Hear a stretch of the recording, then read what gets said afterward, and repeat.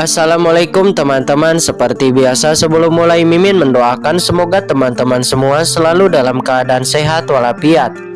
Oke, kali ini kita akan melanjutkan Martial Master versi novel bagian 478. Bagi yang baru bergabung, selamat bergabung. Dan bagi yang belum subscribe dulu lah agar Mimin tambah semangat lagi nih bikin videonya. Oke, kalau sudah kita langsung masuk ke isi ceritanya.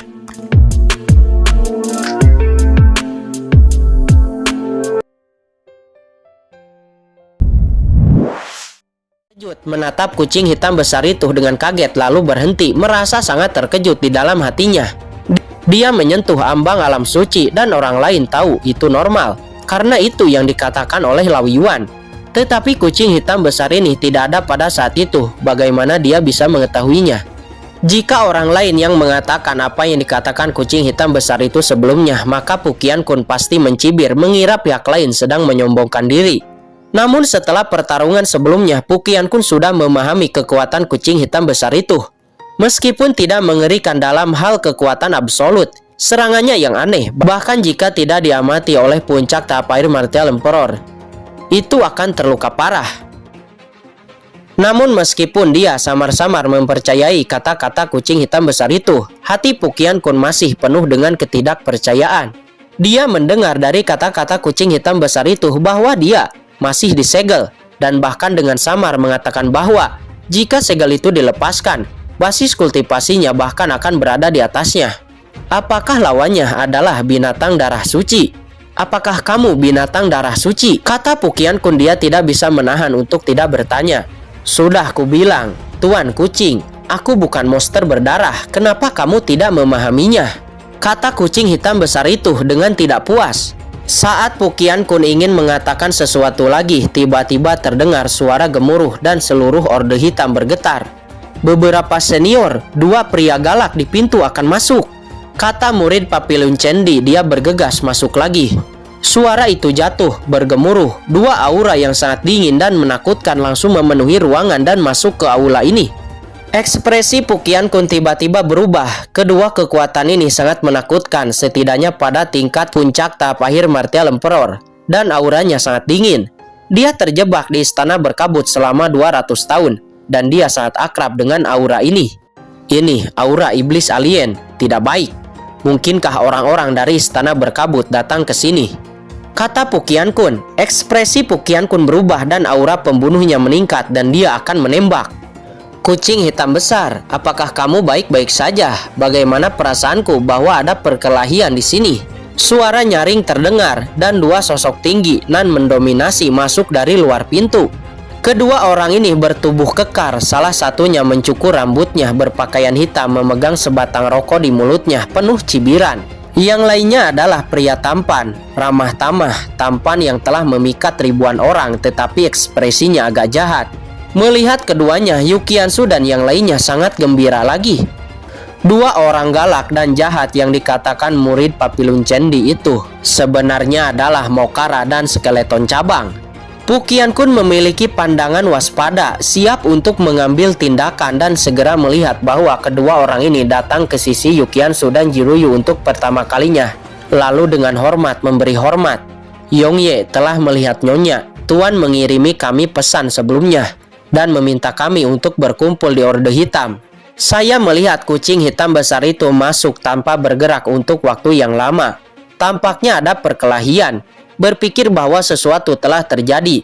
Jadi saya bergegas masuk dan meminta maaf kepada Nyonya rumah, kata skeleton cabang. Kucing hitam besar itu menyeringai. Dia mengeong dan kucing itu bersenang-senang. Aku melupakan kalian berdua. Melihat adegan ini, Pukian Kun benar-benar tercengang. Bagaimana situasinya? Di bawah penjelasan budak hitam, Pukian Kun menyadari bahwa kedua iblis alien ini adalah Mokara dan Yongye yang pernah mendengar Kinchan berbicara tentang nenek moyang keluarga Ji sebelumnya. Salah satunya adalah ras alien kuno yang kuat, dan yang lainnya adalah ras alien nomor 1, raja iblis dari iblis alien yang menyerang benua Tianwu ribuan tahun yang lalu. Kamu berada di sini, itu sangat tepat. Kedatangan Mokara dan yang lainnya membuat Yukiansu sangat gembira, bahkan mengatakan apa yang terjadi di Laut Guntur. Begitu Yukiansu selesai menjelaskan, kucing hitam besar itu tiba-tiba berseru. Apa? Maksudmu nak Kincen pergi ke segel luar angkasa di Laut Guntur? Kucing hitam besar itu yang selalu sangat tenang tiba-tiba menunjukkan ekspresi bermartabat yang belum pernah terjadi sebelumnya, serta sedikit kecemasan dalam nada suaranya. Kucing hitam, apakah kamu tahu sesuatu? Yukiansu buru-buru menoleh.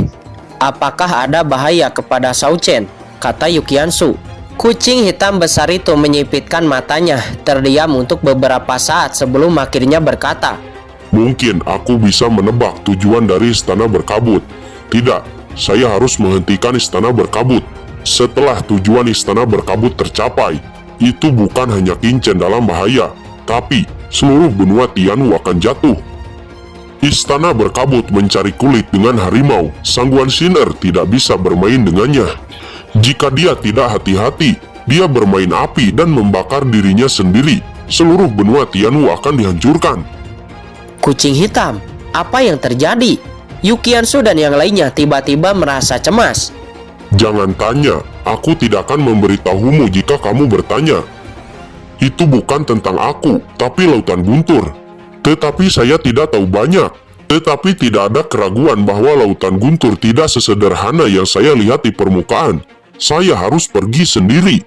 Kata kucing hitam, aku juga datang. Ayo pergi juga. Tiba-tiba sekelompok orang berkata satu demi satu.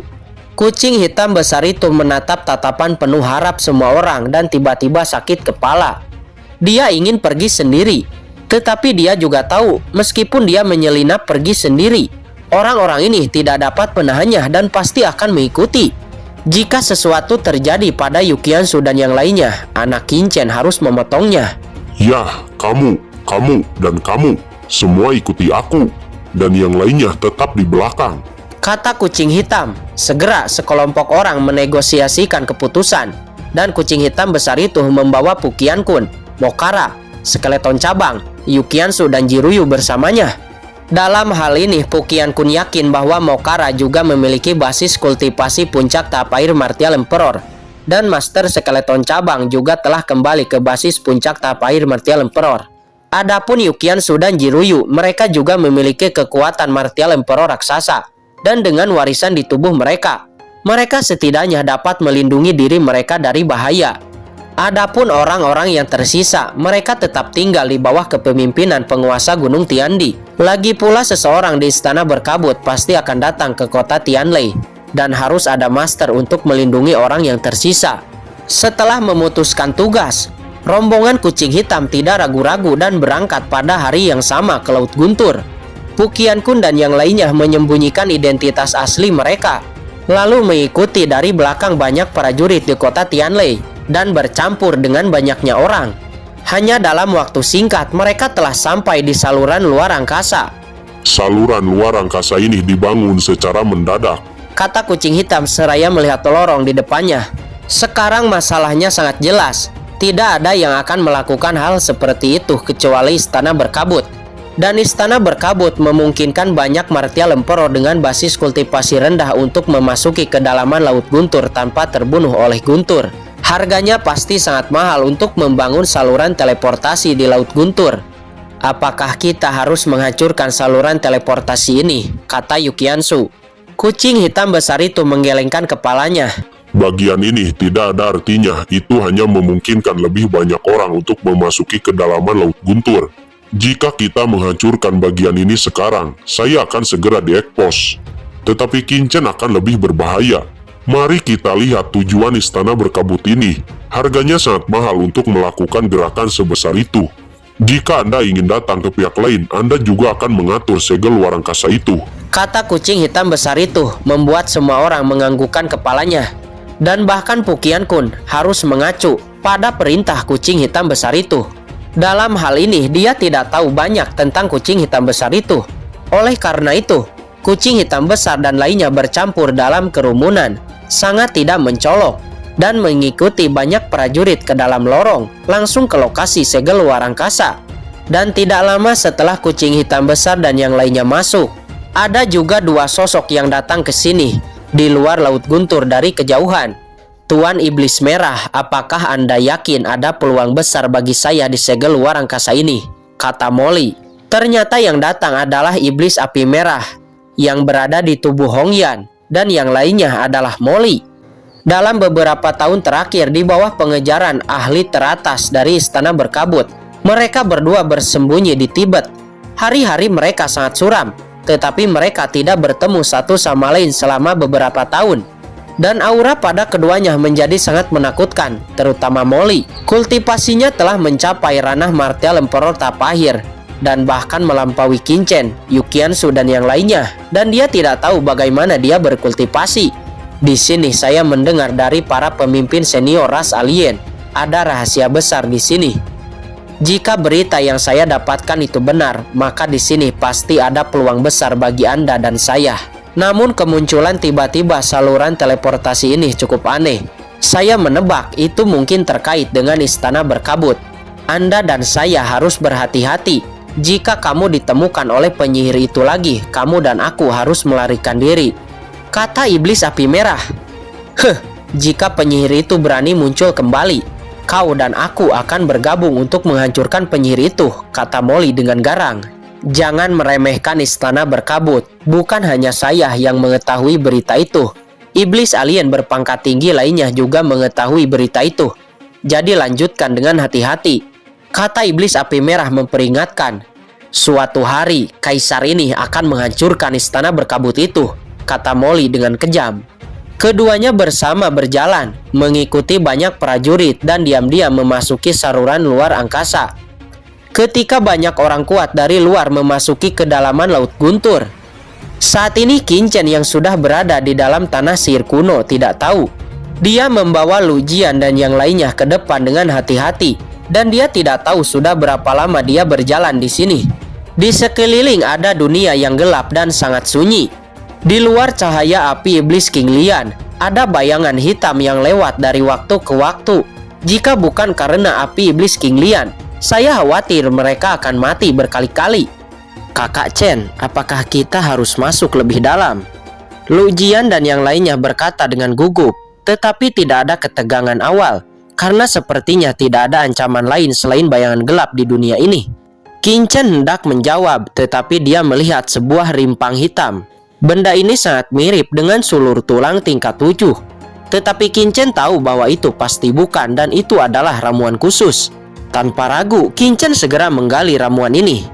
Tetapi kemudian Qinchen melihat sekuntum bunga hitam tidak jauh dari sana. Bunga itu tampak seperti meringis dengan senyuman aneh. Apa ini? Qinchen tiba-tiba menunjukkan sedikit kegembiraan di hatinya, dan kekuatan jiwanya sedikit berfluktuasi. Dia langsung datang ke depan bunga hitam, namun tiba-tiba Qinchen menginjak sesuatu. Dia melihat ke bawah dan melihat bahwa dia benar-benar menginjak tulang, dan bunga hitam ini tumbuh di atas tulang itu. Yang diinjak Qinchen adalah kerangka setebal lengan. Saya tidak tahu sudah berapa tahun kerangka ini ada di sini. Itu sudah menjadi sangat rapuh, hampir membusuk dan terintegrasi ke dalam lumpur. Namun tulangnya sangat besar, jelas bukan seperti tulang manusia, tetapi seperti iblis alien. Namun setelah dilihat dengan baik-baik, ternyata ukuran tulang ini sangat besar. Tingginya 7 atau 8 meter. Tulang ini jauh lebih besar daripada tulang iblis alien. Dan ini juga tidak terlihat seperti tulang iblis alien. Monster macam apa ini? Ini jelas bukan tulang iblis alien. Tetapi jika bukan iblis alien, lalu tulang siapa ini? Qinchen mengerutkan kening dan kemudian buru-buru bertanya kepada Lao Yuan. Ini bukan mayat ras iblis alien. Namun untuk ras yang mana saya juga tidak tahu, kata Lao Yuan. Dia bahkan tidak tahu. Mendengar ini Qinchen terkejut. Nampaknya tempat ini lebih misterius dari yang dibayangkan oleh Qinchen. Lupakan saja, singkirkan dulu bunga hitamnya, kata Qinchen. Dia menghela napas dalam dan hendak memetik bunga hitam itu. Tetapi saat tangannya menyentuh bunga hitam itu, dia mendengar Lao Yuan berseru, "Hati-hati!" Namun sayang sudah terlambat. Bunga hitam itu tiba-tiba berubah menjadi udara hitam dan langsung mengalir ke dalam pikiran Qinchen. Ledakan. Qinchen melihat sesosok yang menjulang tinggi berdiri di antara langit dan bumi. Itu adalah kepala iblis besar setinggi 7 atau 8 meter. dengan wajah mengerikan dan duri besi itu berlumuran darah dan meraung ke langit. Sepasang mata dingin dan keras muncul di benak Qin. Mata ini memancarkan kekuatan tak terlihat membanjiri pikiran Qin. Qin bergetar hebat dan terkejut karena mata ini terlalu kuat. Ini adalah orang terkuat yang pernah dia lihat di kehidupan sebelumnya. Dan tekanan yang dia berikan padanya bahkan lebih tinggi daripada mayat Master Iblis di dunia iblis surgawi waktu itu. Siapa ini? Qin menderita kejutan yang belum pernah terjadi sebelumnya di dalam hatinya.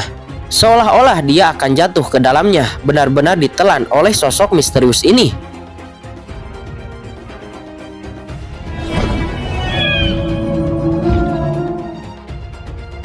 Oke guys, sudah dulu ya. Jangan lupa subrek biar lanjut terus ceritanya.